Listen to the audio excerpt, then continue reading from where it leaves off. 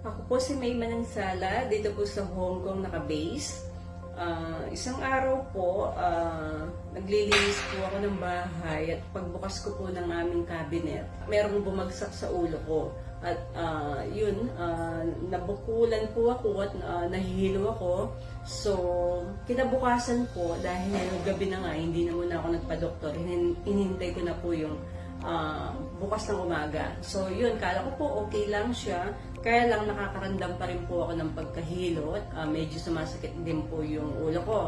Kaya natakot po ako dahil lulungayan, kaya nagpa-check up po kagad ako. At sabi naman po ng doktor, kailangan ko pong may x-ray kagad as soon as possible. Kaya yun po, nirefer niya po ako sa laboratory para magpa-x-ray.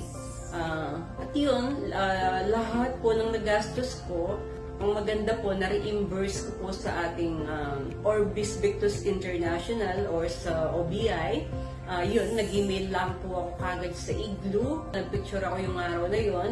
Pati yung bumagsak sa ulo ko, na-send ko po lahat sa kanila yon. At yung mga resibo po. After few days po, na-claim ko naman po kagad yung mga nagastos ko. So yun, nagpapasalamat po ako kasi yung mga nagastos ko, hindi po siya galing sa sarili kong bulsa, di ba? Kaya napaka-importante po talaga ng meron tayong insurance, di ba? Kasi hindi po natin hawak yung buhay. Hindi natin po alam kung kailan tayo maa-aksidente. So salamat OBI, mahahasahan ka sa pangangailangan.